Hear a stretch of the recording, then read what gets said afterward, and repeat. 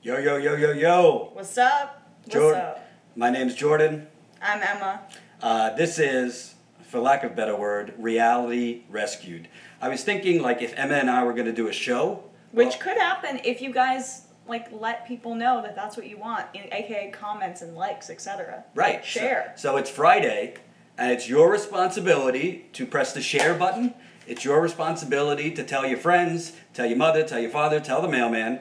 What does Jenk say? Tell your friends, tell your neighbors, tell Randy Gonzalez, because that's a great reference to a wonderful viral video. Yes. So if you want more of a dynamic duo like this, or a trifecta, we did do this with Andrew the other day, call your local congressman or Cenk Uygur. Let him know. It is Friday, so obviously less people are on the internet, people heading to the beach, people hiding in the bathroom at work, whatever, but we decided to do this anyway. And Reality Rescued is very obvious. I think the corporate media does not present to you what's actually happening in America. You think that? What a bold statement by you. Actually, I know that. Yeah. So Emma and I are here to offer you a little dose of reality. Oh, please, make a show together. You guys are my favorite. Why, thank you, Cassie. Thank you very much. Press the share button. So we only have 45 minutes. Quick tease. Eric Byler in D.C., editor, cameraman, extraordinaire, does on-air stuff. He's going to be interviewing Randi Weingarten. She is the head of the teachers union, correct? Yes. Full disclosure, not in love with the woman, but good tease, right? But they have a very important topic. They're going to be talking about how under Education Secretary Betsy DeVos, and obviously under Trump, charter schools are taking a wrecking ball to minority communities. They're going live at 12:45, so they'll be right after Emma and I. If you have children or if you care about education, I would definitely stay tuned for that. I want to start with a topic that nobody is covering. Obviously, I've been in Flint a lot. I've gotten some criticism. Why do you only cover Flint? Because it's important, that's why. But I also was covering something in East Chicago, Indiana. If you don't know the story... I am Norwegian, Junior. Yes, she is Norwegian. And also a Dothraki, but that's a Game of Thrones reference. No, I'm not. Yes. So I was not so pleased with the first episode. Anyway, we could get to that later, Game of Thrones fans. But East Chicago, Indiana, another lead crisis. There's also arsenic that was found in water. There's also bacteria that's been found in water. It's a poor African American and Latino area. The EPA basically knew that this was a toxic lead zone for decades. They didn't do anything. Like Flint, like Milwaukee, like Cleveland, like parts of Florida, like parts of Long Island, California now. There's water contamination everywhere. It's the most underreported story, I think, period, in the country, other than African Americans being murdered every single day all over the country by police. That is disgusting and dangerous, but water is the most essential to all of us. So we need to get more attention to that. I just want to tell you the latest on the East Chicago situation. Want me to read this? Sure. Residents on Saturday sought answers about whether their drinking water is safe and when EPA might test a black substance they're finding in toilets and sinks. Officials with the U.S. EPA and East Chicago offered some answers, but deferred on others to experts not present. Residents were hoping to hear from Miguel Del Toro, EPA Region 5 Water Division's Regulations Manager, who recommended in January residents assume they have lead service lines and use properly certified filter for drinking water. Residents have been grappling with their discovery last fall by EPA of elevated lead levels in drinking water at some homes. So, EPA has said the problem likely was caused by inadequate levels of orthophosphate. That's bullshit. A chemical used to prevent lead in service lines. The Indiana Department of Environmental Management and the city have been working to increase the orthophosphate level since October. I'm going to go down a little bit. Christopher Korleski, director of EPA Region 5 Water Division, said Del Toro would attend a future meeting along with representatives from IDEM, which is the state environmental department, which has primary regulatory authority over cities' drinking water. Here's the key. Korleski faced pushback from Natural Resources Defense Council attorney. Question, is my water safe to drink? Isn't that kind of a yes or no question, whether it's East Chicago, whether it's Flint, whether it's North Carolina, where I was just covering? Korleski suggested residents should weigh their health risks in deciding whether to drink tap water. Geertsma said she didn't want Korleski to turn the decision back on residents. So basically, what you're seeing in East Chicago, it is a different, the cause of the contamination is different. Flint was an actual decision in 2014 to switch from Detroit's water to the Flint River. East Chicago, Indiana, again, Indiana, was essentially the poorest part of that community was built on top of a lead smelting plant. So you had lead emitters, emitting lead, and you had it basically coming up from the soil and into the air for decades. Like literally, I talked to an African American who's 60 now. Him and his friends used to play in the 1960s next to a lead plant. This is children. So why this is so important, in Flint, a very underreported part of this, in Flint, once the pipes were corroded and contaminated with the lead, they put in something called orthophosphates, which basically decrease the amount of lead in drinking water. What orthophosphates also do is they're food for bacteria.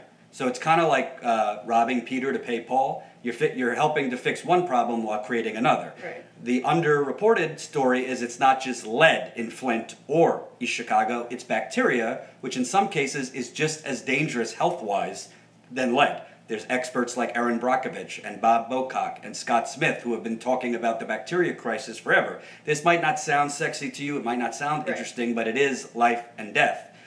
Well, it's the banality of evil. So you mentioned the fact that the... Wait a minute. Well, what? Emma Vigeland just said the banality of evil. What? that was wonderful. Anyway, go on. It's true. I mean, that's what it is. So say what you referenced was African American men getting shot so disproportionately by police. That doesn't even get enough coverage, but when it does, it's because you can see the blood coming out of Philando Castile. You can see Eric Garner getting choked to death, and people can see that specific instance. But when you have water just all over this country in impoverished areas, and also in regularly non-impoverished areas being contaminated, people just go along with it, and that's what the problem is. People, when it's unseen and it's just in the water, no one feels a compelling urge to address it, but it's molding our children's brains in a horrific way, and it's going to affect future generations for a very long time. Mm-hmm. And also, there's a few elements that the corporate media don't cover, besides the fact that it doesn't involve Trump and water isn't a sexy story. So all of these cases, whether it's Flint, East Chicago, I was just with Ty in North Carolina a few weeks ago. There's a cancer-causing chemical called Gen X. It's made in Teflon that has been dumped in the Cape Fear River in the Wilmington area for the last 6 years. And we're just finding out about it. The state agencies knew about it way before everybody found out about it. What's the common theme? Tell me, remember, it's the money, Lebowski. So you have corporate polluters like DuPont in North Carolina, in Indiana, you have BP, you have Anacostia, you have, why am I blanking? There's East Chicago, Indiana used to be called one of the most industrialized cities in America. All these corporate polluters donate to the politicians for years and years and years. In North Carolina, as an example, the EPA and DuPont agreed in 2009 that DuPont can no longer manufacture a chemical called C8 because it had been proven C8 was causing cancer in the Ohio Valley River. So what did DuPont do? The EPA and DuPont agreed to they would spin off C8 into Gen X, a slightly different compound. Essentially, they changed the thing here or there. It's still a cancer-causing chemical. The EPA said, do not dump this into the water. You cannot dump this into water. Did DuPont listen? No. And because DuPont and others donate to politicians, there is a very, honor system method. So this is why it's important. It's not just about East Chicago or Flint or North Carolina. For example, in North Carolina, literally, for one instance, good local reporting broke the story of the Gen X in the water. They wouldn't have known unless that local media outlet did it. Do you know what's in your water where you are? This isn't me fear-mongering. This is literally, it's happening everywhere. on the Upper East Side of Manhattan, where I live, there was a Legionnaires outbreak. There is a Legionnaires outbreak. Yeah. One person died, and 6 were hospitalized. Guess what? Upper East Side, not poor. Oh, not really? Poor. No. Oh. So before we move on, what are your thoughts overall? Because when I look at this story, people are asking, is my drinking water safe? And essentially, they are being told by public officials, well, we'll leave it to your family to decide what's best for you. Look, my thoughts are, is I want to give you guys some actionable kind of intelligence, I guess. Filters aren't really going to do a ton of good, but as we've seen when we went to, I only went to Flint once with Jordan. Jordan has gone back 1,000,000 times, 8 times, I believe, at this point. But what you can do is, honestly, on a micro level, invest in a filter, invest in a good filter, because you have no idea what's in your water. You really don't, though. Like, you have to do little things like that. Unfortunately, I don't mean to argue with you. The problem is the actual, best filters, not the flimsy $20 filters they've been giving you. Expensive. Most people cannot afford it. Yeah. And at this point, you also need filters for your shower. I'm not going to get into the shower part of it because that's 20 minutes more that we don't have, but there are no EPA measurements or standards for showering or bathing. So essentially, they just say, well, we don't have any standards, so we can't give you an answer if it's safe to shower. But if there's lead in your, if there's lead or any bacteria in your home water heater or coming out of your sink, guess what? It's also in your shower. And when you inhale lead or other toxic chemicals like chloroform, not good. Don't have to be a doctor. So the answer is not, if you can afford it, great. Yeah. But most of you, I can't afford $1,000 filters for my shower. It's $1,000? A couple thousand Jesus. For the best ones. So that's why I'm staying on this story. I don't care if it goes viral. I don't care if it's going to get the most views. Sometimes you just got to do what's important. Press the share button, by the way, because if you want... Do you know how many people I've spoken to? Unfortunately, my grandmother passed away, so I've been on Long Island most of the week with my family. The Jews do a whole 7-day mourning period. I was talking to a few people about the North Carolina story, for example, about the Gen X in the water. And 2 people this week have said to me, wait, what part of North Carolina? I have family there. And one of them had family in the Wilmington area. That's just one example. A lot of people don't know that there's contamination where they are because their media isn't covering it. Can we just say the breaking news really quick about what just happened? Yeah. Sean Spicer just resigned. Did he? Mm-hmm. Wow. Moving on to another type of contamination. Well, we got to address this. So Sean Spicer just resigned. Obviously, he has been holding these off-camera briefings for a long time now. It's very clear that he hates his job. And so I'm assuming that Huckabee Sanders is going to take over his job as press secretary. Even though Trump might not think she's telegenic enough, we shall see. So, who knows? But it's a sign of the obvious discontent that's in the White House right now. All right. I'm going to say something not popular, but I got to be honest. It pains me to defend Sean Spicer. No, I feel bad for him. But can you imagine, as a communications professional, which in general they're paid to lie. Like Josh Earnest, he lied for Obama. Every communications director, press secretary, a certain part of it is just lying. But Sean Spicer, literally, when you can't say anything honest, when you're forced to just lie repeatedly about the most insane things a president is doing. Literally, the first thing out of the gate was him having to lie about the crowd size at the inauguration when physical pictures showed that it was not as big as Obama's inauguration. When he has to lie about the environmental deregulation, when he has to lie about the tax cuts that are going towards the wealthy, when he has to lie about what's in the healthcare plan. I mean, I have stress in my job. You have stress. He has to lie about the voter fraud. He has to lie about I would rather clean toilets than be Sean Spicer, honestly. Right. And by the way, a different kind of shit cleaner. But also politically, let's just drop the veil for a second. Politically, Sean Spicer, I can't get in his head, but he had to really rationalize, wow, I'm the press secretary of the United States.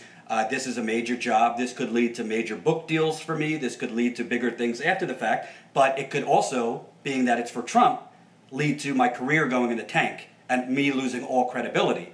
So, bottom line, Trump's never going to be happy with the press secretary because he's a narcissist and he wants to do it himself. Right. And there was also reporting that Trump was literally writing out notes and having it passed on to Spicer while he was live. So, honestly, like, I don't agree with Sean Spicer's politics, but I don't exactly, I do feel a little bad for him because, honestly, it's a no-win position representing Donald Trump. And by the way, there's other, let's not just talk about Sean Spicer. The Office of Ethics Director has resigned. But he was actually on, I believe, since 2013, so he was a nonpartisan official, but he spoke to the New York Times and said that the United States under Trump is a laughingstock ethically. Right. We can talk about Obama's ethics in many areas being questionable, but it doesn't even hold a candle to this White House. Right. All right. I don't have any other thoughts on Well, Spicer. let's also talk about another potential resignation, because out of that disastrous interview with the New York Times... Tell them if they don't know the story. So, yes, I did. I did the story the other day about how Trump granted an interview with the New York Times, and they asked him 0 policy questions. Russia came up over 30 times when you do a little word search. Medicare and Medicaid, 0. Climate change? None of that.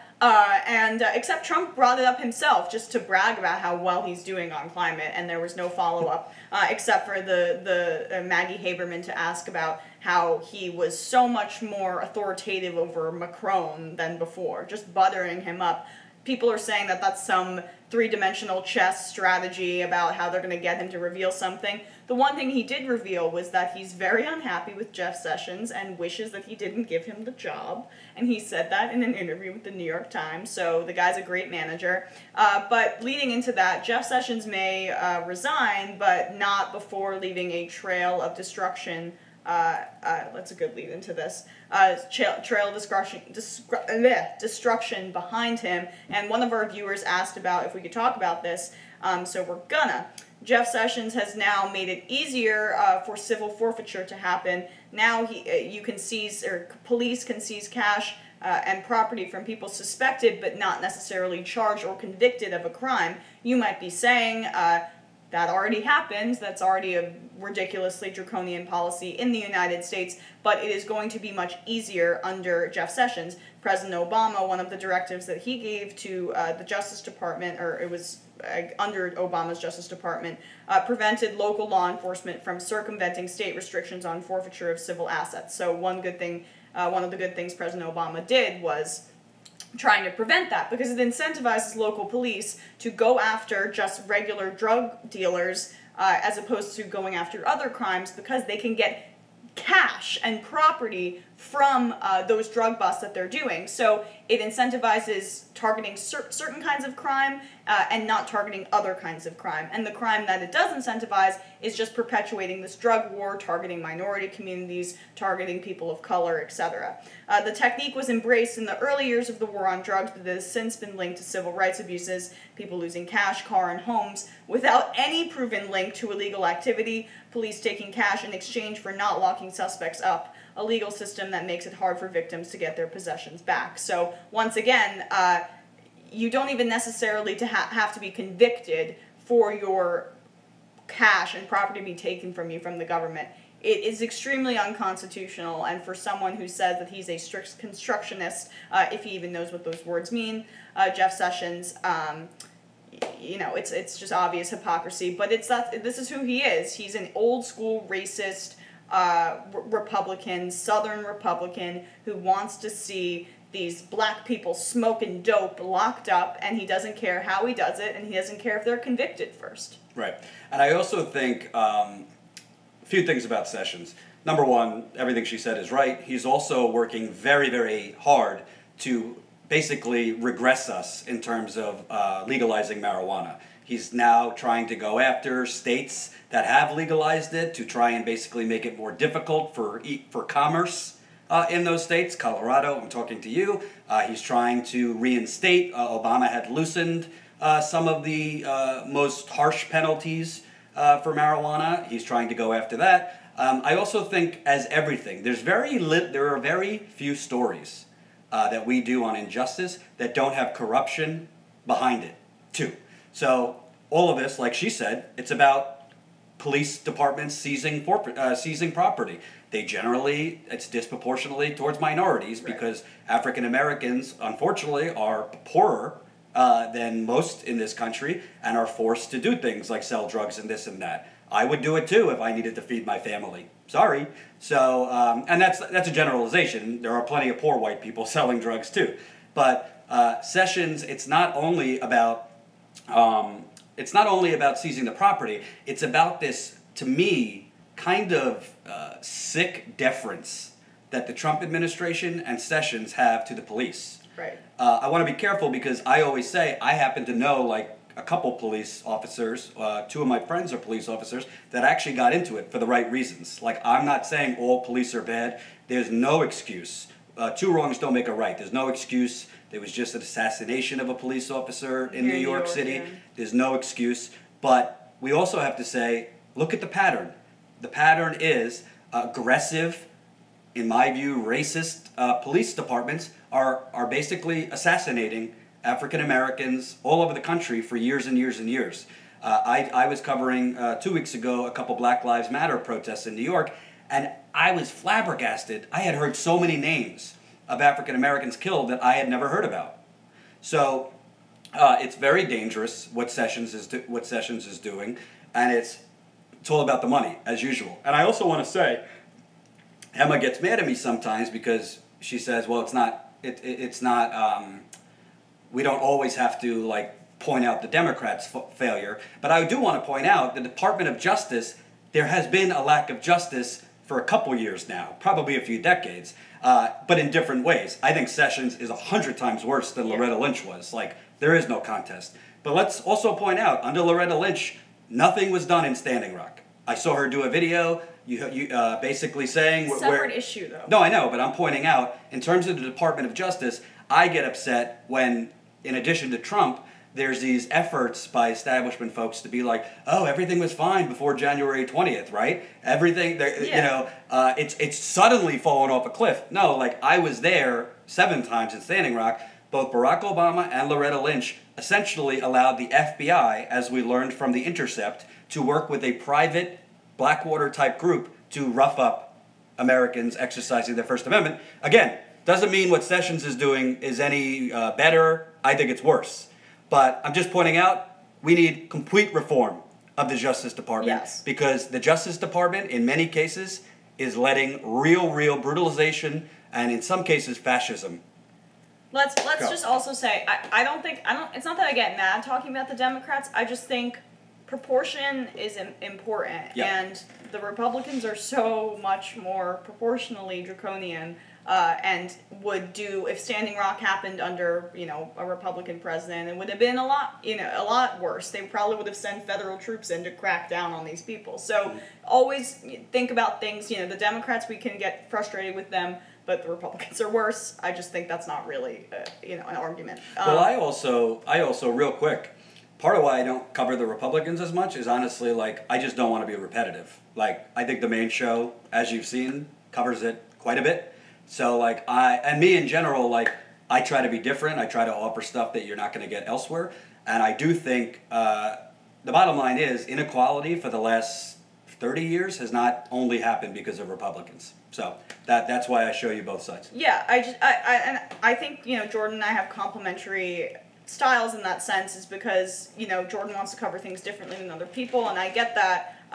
But he gets more mad at the and we said we were going to discuss this, but gets more mad at the incompetence and the failure of the Democratic Party because they are supposed to be the ones who are fighting the Republican Party, while I would say more viscerally enraged by the just abject lack of humanity and empathy by the Republican Party, which, maybe is a more generally liberal kind of stance that I have ingrained in me, but we can get into that in a second. I just want to give you guys a statistic before I forget.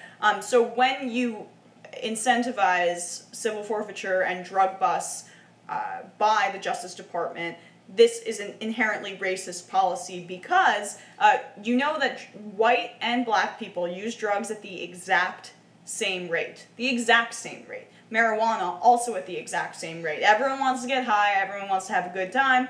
Everyone is subject to becoming an addict and having that mental health crisis. So, we're seeing that now. with the opioid crisis. Now people care because white people are affected by that. But blacks, despite using marijuana at the same rate as whites, are 3.73 times more likely than whites to be arrested for marijuana. So when you incentivize these drug busts and people taking cash from people, that affects black people disproportionately, and also it doesn't just give them a record criminally, it also apparently takes money from them. So this is the Injustice Department under Jeff Sessions, and we can wrap that up there, I think, right? We're at 316. Can I get 500 by the end of it? What do you think? I don't know. You guys just gotta share. You gotta do your job, as Bill Belichick would say. Oh, don't ever. I don't know why I'm. Don't ever quote Bill Belichick to me again. My roommate's a Patriots fan, so I'm just like not interested. I will put a bow tie on that. Maybe Emma and I will have a broader discussion about it later on. But I also think it's important. I think that, listen, there's no contest on social issues. Like the Republicans are 10 times worse. You put a gun to my head. Do I want Hillary Clinton versus Ted Cruz? I would go and knock on doors for Hillary Clinton. You might be mad at me, but I would. Because I think Ted Cruz would literally send us back to the 1950s. Yeah. I think Emma might be in the kitchen under Ted Cruz, like making me something to eat. I don't cook, so that would be nice. But it would be like The Handmaid's Tale. Right. Like, sometimes, like, listen, would you rather get shot in the head or the privates? I'd rather not get shot, but, like, kill me immediately. Yeah. You know? But I also think it's important, like, when I look at telling the news or giving commentary based also on, like, what do I like to consume? What do I like? What turns me off? I personally don't like watching things that it's like, okay, you tell me something I don't know, right? So if I'm doing, like, how bad the Republicans are every day, like, I'm pretty sure you know all that. Now, if there's something really egregious, like Emma could tell you, I'm constantly texting her, hey, you got to go live on this shady thing Paul Ryan's doing. Yeah. Or, hey, you got to go live on this. Like, just because we know they're corrupt doesn't mean we ignore it. I'm just saying, like, there's a lot of people that I meet that aren't aware. Listen, a lot of these water issues have happened where there's Democratic mayors or Democratic governors. There's a lot of corruption happening where you wouldn't even know it's the Democratic Party at fault. So I just try to be proportional, but I also make sure it's not always me, but whether it's Emma, Ryan Grimm has been doing great stuff for us following the Republicans and Trump's administration. So I think we're trying to do as much as we can, but I also don't want to hammer you over the head with stuff you already know. So let's answer this question because this is a good lead into the Democratic discussion. Rauli, one of our lovely viewers, asked us on Twitter, how dangerous do you think the ongoing Russia rhetoric is, and your take on how come Democrats still don't have a message or anything to offer? Let's tackle the first part of that question first, because it's a wordy one. I think that Russia rhetoric is extremely dangerous. So what can we cite for that? Paul Begala was on CNN, and I don't know if I have the exact quote here, but Paul Begala worked in the Clinton administration, yes. very ran Hillary Clinton's one of her super PACs. In 2008, right? And this. Oh, I didn't know it was this. Yeah, so Paul Begala, big Democratic stalwart and Clinton campaign favorite, said on CNN the other day that he thinks that President Trump should consider bombing the KGB, bombing Russia, and because of what they did or what they allegedly did in the 2016 election. So that is extremely dangerous rhetoric. Michael Tracy, other reporter, I don't agree with him on many things he says about what's going on with the Russia investigation. I think it's a story. I think it's way overcovered, but I think that there are 86 different pieces of evidence that point to the fact that Trump may have done a financial deal with them and that there may have been collusion, maybe not by Trump himself, but certainly by the people associated with his campaign. So there's a ton of smoke. I just think that's, anyone with 2 eyes and ears can see it, but we disagree there. What I do agree with him on is that the Russia rhetoric is extremely dangerous. When you hype up this old Cold War rhetoric, people forget that there were blacklists. There were McCarthyite, horrible, un-American trials and people that's lives were ruined by this very rhetoric. And then you have Donna Brazile going on Twitter, stoking that old flame, calling them communists, which, by the way, they haven't been communists since Emma was born. I was born in 1994. I've been alive. They've never been communists in my lifetime. So, know your history, Donna Brazile. Christ. I mean, It's dangerous because they are a nuclear power. So are we. And an ally with Syria. Right, and we have all of these troops in the Middle East that there could be this entire war between us going on, a ground war in these Middle Eastern countries if it came to that. So there are lives on the line when you constantly stoke this flame. They've crossed the line between what is politically advantageous for them to actually endangering our national security and lives across the globe. Two good news points before I respond to that. Number one, we just got an extra 15 minutes. Eric and Randy Weingarten will be at 1 o'clock. I just got a text message. If you tuned in late, tune in at 1 o'clock. Eric Byler, our cameraman, editor, interviewing Randy Weingarten. She is the head of the teachers union. They're going to be talking about how Betsy DeVos and under Trump, charter schools are basically attacking minority communities more than they've been attacked. It's definitely an important topic. They'll be live at 1 right after us. The second thing I would say, you were referencing Michael Tracy. I don't always agree with him anyway, but I would encourage you, check out the interview he did with Congresswoman Barbara Lee. Great interview. We published it yesterday. Basically, Barbara Lee had pushed forward and gotten bipartisan support for an amendment to the Defense Appropriations Bill to essentially end the blanket authorization for military force that has been in place since 2001. Which she opposed days after 9/11. She was the only congressperson to oppose that. So courageous. If you don't know what that is, the AUMF is basically a blank check, and Congress does not have power anymore to declare war, which the Constitution, which Ted Cruz says he loves, says Congress shall be the only power that declares war. That has been out the window now for 16 years. So she got bipartisan support to basically repeal that, so now there would actually be debate on war. And Paul Ryan, basically, in the dead of night, basically squashed that. And by the way, I learned Paul Ryan's family business has done business with 22 defense contractors as of 2012. So plenty more since then, probably. So go check out that video. We published it yesterday. Also, like I said, we're going now till 1. Share this video, get it out there. I know it's Friday, but let's show the forces that you guys like Emma and I together. On the Democrats. So I did a video yesterday, we just published it on this channel today, about Donna Brazile. I personally don't even enjoy doing videos on Donna Brazile. I, believe it or not, don't even enjoy doing videos on Hillary Clinton.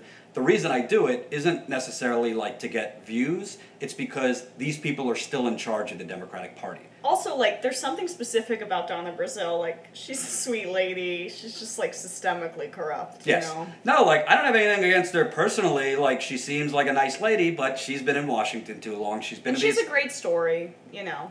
Okay. So, but Emma always sees the good. I'm more cynical. But the bottom line is, Donna Brazile is literally tweeting this week. So the Russian embassy sent out a tweet that the United States has control of plenty of Russian property that we want back, essentially. And she tweets back, now the communists are setting the agenda. First of all, the Russian embassy saying they want their property back, I don't even know anything about that, but that's hardly communism. That's kind of just normal political posturing. Right? Yeah, which we do against Russia every second of the day. There's no, sense that they also have a political system with people that live there, too. Amy, I'm not a sexist when it comes to Donna Brazile. Take that back. Now, so the bottom line is, communism, killed, I don't have the exact numbers, but I'd venture to say hundreds of thousands, maybe, oh my God, maybe millions of people. Communism, pigs alone. Communism has been not a thing, at least in Russia, because the Soviet Union hasn't been a thing since the early 1990s. Yeah. So when you have Paul Begala, who basically is on speed dial with Hillary Clinton saying, let's bomb Moscow. When you have Donna Brazile, who, by the way, as I said in the headline for that video, is cashing in on the Russian hacking, she's writing a book about it, is literally now tweeting, oh, the communists are setting the agenda. This is what Emma said. This is McCarthyite. This is McCarthyite discussion, and it's also being supported and egged on by MSNBC, by CNN, by the New York Times, and by the Washington Post. So let me be clear. Let me be clear on what my point is. I have no problem with there being an investigation into whether there was collusion between the Trump campaign and the Russians. Not a problem in the world about that. I also think there needs to be an investigation, which it seems that the special prosecutor Robert Mueller is investigating, on whether Trump has financial dealings with Russia that could be influencing his decisions. To me, pretty obvious. Much more likely that he has financial deals with Russia and other countries, by the way. Junior said it himself, sorry to interrupt you, but Junior said in 2010, Donald Trump Jr., Russians make up a disproportionate percentage of our assets. Right. So very likely there is financial considerations, since there is really no wall between the Trump presidency and his business. What they said they were doing is not enough. The head of the government ethics office, who resigned, has said that literally Trump can be making money off of his business from his presidency. So to me, have your investigation, totally fine with it, and investigate his business dealings, because whether it's Trump, whether it was Obama, Mitt Romney could have had the same effect. Our presidents there cannot even be the cloud or suspicion that decisions are being made to enrich their private business. That's dangerous, and that could lead to wars. With that said, there's something called proportion. So I am lucky that TYT sends me out with Ty. Emma has been out to see like the real corruption, the real misery going around the country. You know what I feel? I feel that most of that is ignored. That's why we led this Reality Rescued edition. By the way, tell me what you think of that name, Reality Rescued. I think it's pretty cool. Yeah. I came up with it, no big deal. Yeah. Now, I think we should be talking about water contamination. I think we should be talking a lot about police brutality. I think we should be talking about the shady behavior the banks are still doing that's not getting discussion. Obviously, the corporate media is not going to be talking about any of those things because their parent companies won't let them, which, by the way, I talk about in Chapter 2 of my book, Corporate Con Job. That's corporateconjob.com. Chapter 2 available now. Download it at corporateconjob.com. I digress. But I don't really think it's necessary for cable news or the New York Times or Washington Post to literally 90% of their time is spent on this Russia stuff. 90% of their time is putting on people like Jennifer Palmieri, Neera Tanden, Robbie Mook. Our best friends. Robbie Mook, Hillary Clinton's campaign manager, now just landed a deal with CNN. All the losers are basically elevated by the corporate media to huff and puff about Russia. And by the way, Donna Brazile, believe it or not a stupid person. She knows exactly what she's doing by using the terms like communism. This kind of stuff, it's dangerous, and it could start creeping into cable news or print coverage. And not only could start creeping into cable news, it is completely the kind of thing that would creep into cable news. They love war. They love talking about war. That was part of the reason that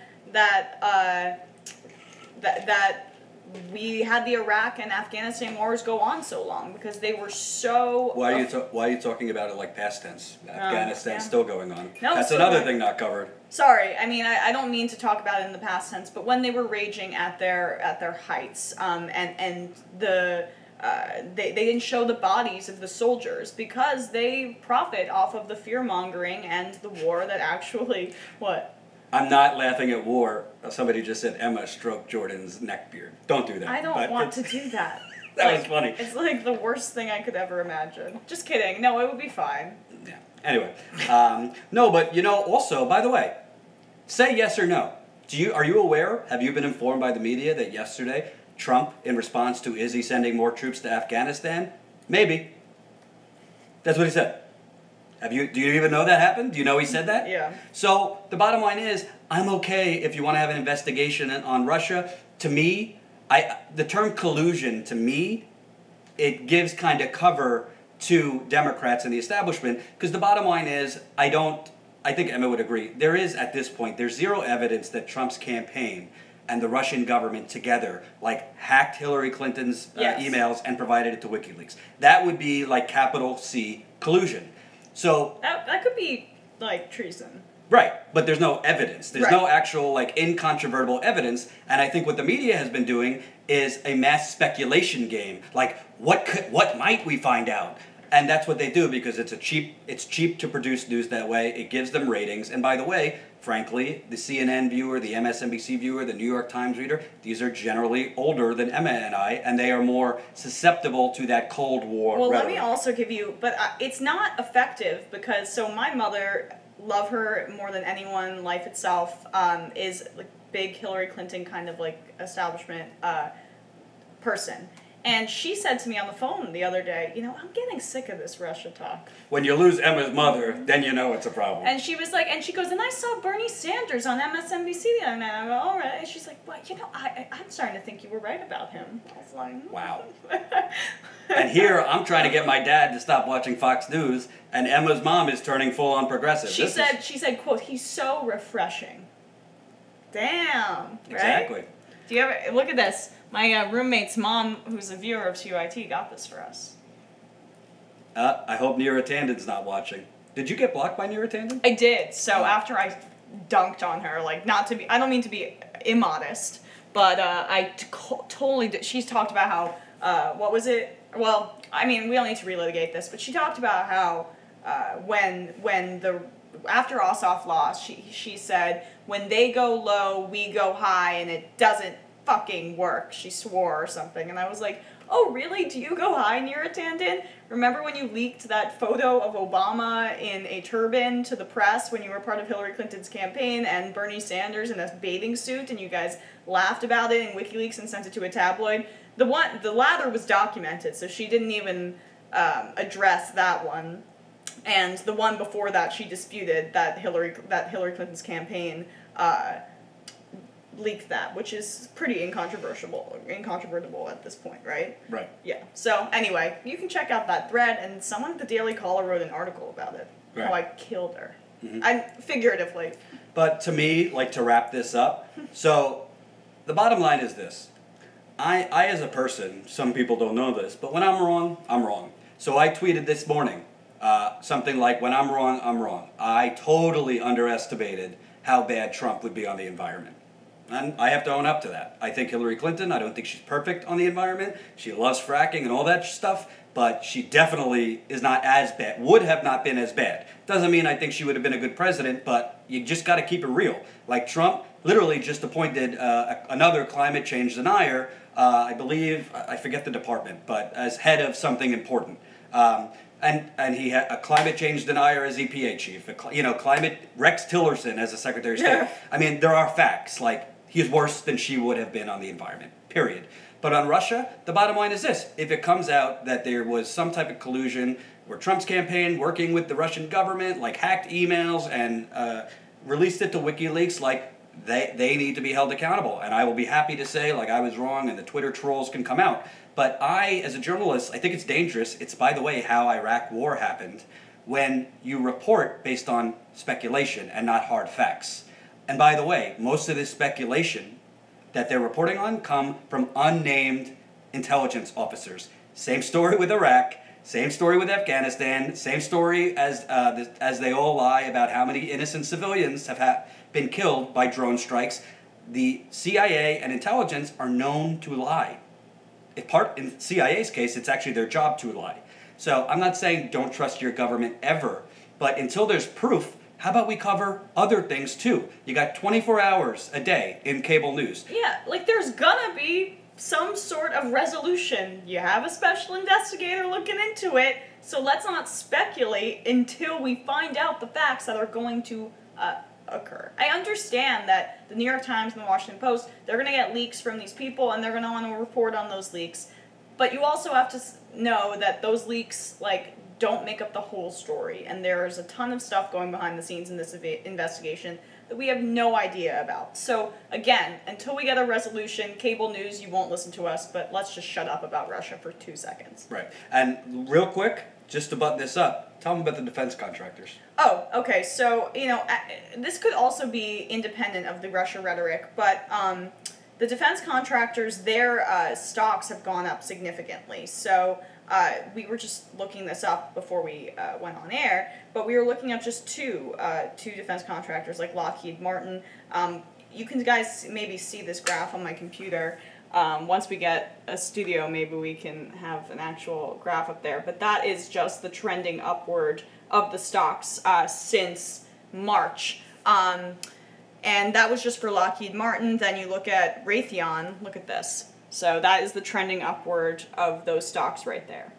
I mean, and that could also just be by the fact that Trump has already killed almost the same amount of civilians as Obama did in his entire presidency in Iraq and Syria in the fight against ISIS. So Trump is not isolationist in the way that some people were pretending he might be. But also, like, there's a direct relationship between what is said verbally and these businesses. So when there is all this Russia hyperventilation on corporate media, in print, in digital, it's good for defense contractors. They sell product, they sell equipment, they sell this because a lot of people get prepared for conflict. So the bottom line is, it's not a coincidence that defense contractors have been going way up. Not just under Trump, but with all this coverage and hyperventilation, and you got the Paul Begals of the world, let's bomb Moscow. You have all these military people and ex-generals that go on cable news, never disclose that they're still actively, that they work in private security or have connections to defense contractors that go on and push, subtly sometimes, and not so subtly sometimes, war. So always follow the money. Defense contractors going up. It definitely has something to do with all the bombings and more troops going that Trump is sending. Also has something to do with all this Russia rhetoric. Yeah, I guess we can do one more topic that was asked. And I want to do one more hard topic, and then I want to get into some silly stuff. Yeah, people, honestly, I'll look at the feed, and you guys ask us questions about whatever you want. Our lives, who we are outside of this, you know. Jordan's pretty open. And just to finally end the speculation, Emma has a boyfriend. We're just friends. Never anything more sinister than that. She's a lovely woman, but we work together. We're friends. She's been there for me as a friend. This is a stressful job. I've had personal things going on. I try to be there for her, but she's got an awesome guy that I'm responsible for, but that's a different subject. Well, we can tell you guys that story. Yeah. How about that? We'll tell a bonus story of that later. Yes. Sorry, you had the story on your phone that we were talking about. We want to talk about Israel. Okay. So, another one of our viewers actually asked about what was going on with this Chuck Schumer and Gillibrand, the two senators from New York, where we are right now, the bill that they introduced regarding Israel. So 43 United States senators are agreeing with this bill, want to make it a federal crime to boycott Israel settlements. I'm not mincing words there. That is not a joke. That is from a New York Magazine article, headline straight from it. So let's just read how ridiculous this is. The state of Israel maintains a military occupation of territories that were assigned to Palestinians by international law. Thank you, by the way, New York Magazine, for saying the facts there, because that is the truth. It is an occupation by Israel, the power that has more power than Palestine. Palestine are no saints by any measure, but it's obvious who has more power in this situation, who has the Iron Dome.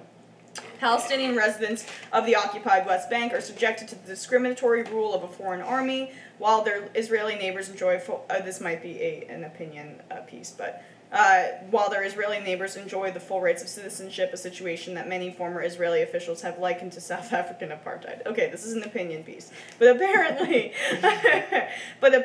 a group of 43 senators, 29 Republicans, and 14 Democrats want to implement a law that would make it a felony for Americans to support the international boycott against Israel, which was launched in protest of the country's decade-old occupation of Palestine. The two primary sponsors of the bill are Democrat Ben Cardin of Maryland and Republican Rob Portman of Ohio. And then two of the people who are co-sponsoring it are Minority Leader Chuck Schumer, his colleague Kirsten Gillibrand, and several of the Senate's more liberal members, such as Ron Wyden of Oregon, Richard Blumenthal of Connecticut. It's called the Israel Anti-Boycott Act, S-720, which was introduced on March 23rd. Sorry, guys, I didn't have all these facts in front of you. You go ahead. I just want to make sure this is all By right. the way, Ryan Grimm did a report on this yesterday, so you could watch it on TYT Politics. So I'll be completely honest with you. In terms of like progressive, capital P progressive, credentials, this topic is probably the one you would disagree with me more. Excuse me, let me clarify. I disagree with this law. You can't outlaw or make illegal freedom of speech or freedom of decision. Yeah. We were basically seeing that in Standing Rock. Like, I don't care what Chuck Schumer or Gillibrand or whatever think about Israel and Palestine, but the bottom line is, American, if we still are a democracy, which I think is kind of suspect, people are free to join boycott movements if they want. As long as they are doing it in a peaceful manner and they're not being violent, you're free to protest however you like. Like, just because these senators get a lot of money from pro-Israel and are Zionists or whatever. By the way, 45 senators and 237 congressmen, called the Israel Boycott Act. Right, like, it's absurd. Like, you cannot outlaw dissent against Israel or any other country. It has to be peaceful, but this is not democracy. So when they talk about, oh, our democracy is under attack, they're attacking democracy with things like this.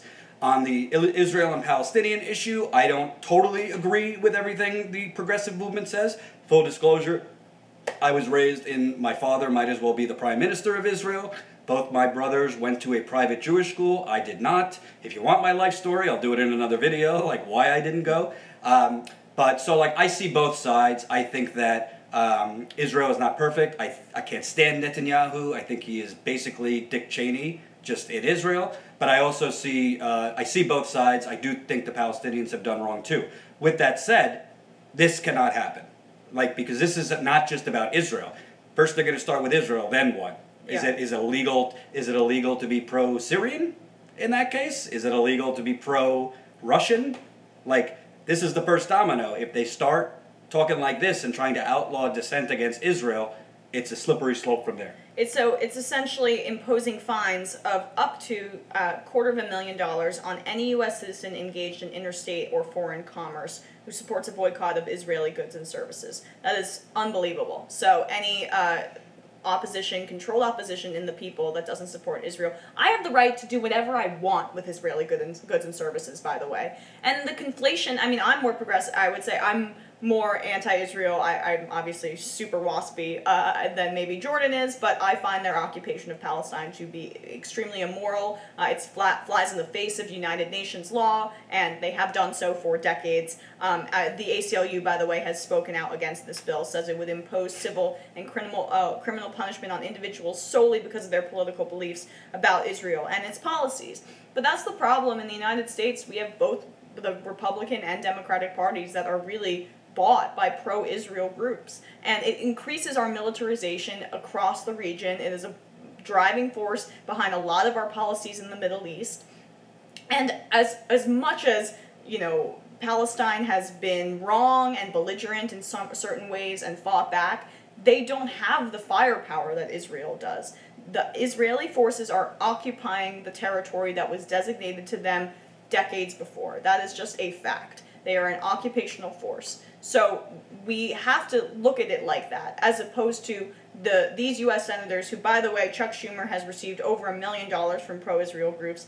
Kirsten Gillibrand in between $300,000 and $400,000 from those groups. That's just two of the Democrats that are the most high profile on this bill. Just because they are getting these donations from these pro-Israel groups does not mean that us citizens can't break the U.S. Congress's obsession with preserving Israel's power. We can do whatever we want. You guys can continue to be as supportive of this regime, despite the fact that Dick Cheney 2.0 is running their country. But as U.S. citizens, we get to do whatever we want. So this bill is outrageous. It really is. We have 5 minutes left. Yeah, so. 5 minutes left. You could ask questions, comments. We'll do a little lightning round of just casual fun. Remember, if you like Emma and I together, if you'd like to see it more permanently, I have a suggestion. Doesn't TYT have a hashtag? TYT Army? TYT Live, I believe it is. TYT Live. If you like Emma and I together, if you'd like to see it more regular, dare I say a show, call your local congressman or tweet at TYT Live hashtag. If you like this, if you want more of it, if you want us in a studio rather than on Emma's couch, if only you saw how little space we have right now. I mean, I have, like, so because my living room is so small, my TV, which is way too big for this, is I would say 2 feet from my face. Yes. Yeah. So, hashtag TYT Live. What did you think of this hour? Would you like to see more? So, 5 minutes left. What do you want to know? What do you want to talk about? All I see was beer or wine. Beer or wine? Well, I'm a fan of both. I don't really drink hard alcohol for the most part. I hate vodka. I just don't do it. So I'm not the basic white girl in that sense. But I am a big fan of. So I love red wine. I love Chianti. I love Merlot. I love Sauvignon Blanc. I hate the sweetest wines in terms of white wines. I can't do Moscato. I'd rather drink piss water. But I love IPAs. So I like alcohol. Now, can you... I was in the sorority. What? Can you take the camera on me for a second from a profile view? Yeah. So I generally like beer more, but I'm going to have to stop soon. Because do you see this? Oh my God, Jordan. Do you see that? Look at that. I look fatter than I ever have. It's pretty disgusting. That just happened. Yeah, that did happen. I put on a little weight. By the way, when you go on the road, I appreciate the Young Turks sending me all over the country. There's not exactly a lot of time to eat healthy, so gross. Yeah, it is pretty gross. So I have gained some weight, but generally I like beer more. I love margaritas. Yeah. I could have a margarita a day and be very happy. There's a great place in New York City called Mole. It's a Mexican place. They have a great drink called Sex in a Mexican Prison. I generally have 2 or 3 at a time when I go to Mole. If you want to, I am single, so if you're interested, ladies, maybe we could go. How can they turn away after you just did that? Yeah, after I did that. But that's what I think you guys want. Do you want a polished robot to tell you the news, or do you want the real, authentic person? Yeah, that was a little gross, but that's how I am. That's who I am. Well, I'm always going to keep it real. All right, so, I just got Game of Thrones, so I'm a huge Game of Thrones fan. My boyfriend has read all the books, so he puts me to shame. But I'm not just a casual fan. I read reviews after, I look at maps, I know all the houses, I know the sigils, blah, blah, blah, blah, blah. So I'm really into Game of Thrones. It's the greatest show, greatest drama I've ever seen. I never watched The Sopranos. I'm sorry, guys, a little before my time. But the best comedy show ever written is 30 Rock. And I just want to point out, after I showed my fat gut, views went up. Yeah. Just saying. And somebody asked if I pick my nose in public. No, I do it in private. We got 3 minutes left. Let's talk about the best advice I ever gave you. Oh, okay. Best advice, Jordan. I mean, besides professionally, which he's responsible for me still being here. Jordan advocated for me, the greatest guy ever. But no, I mean, I guess, so I was single for... Wait, does he know this? Yeah. Okay. I was single for most of my time at TYT until, I was, on dating apps, but, I would, look casually through them and really didn't have any intention of going on a date. I went on 2 dates total on a dating app. The first one, he was nice, but it didn't click. Then the second one, I went out with my boyfriend, and he was so sweet, and we really got along. And we were talking about philosophy and life, and when you talk about deep things, you're getting along with someone. And then we went to the inauguration. We were covering it, and he was sending me stuff about intelligent women and being really sweet. And I was he's older than me, so I was kind of just oh, this is a lot right now. We'd only been on 1 date, and I guess what did you say?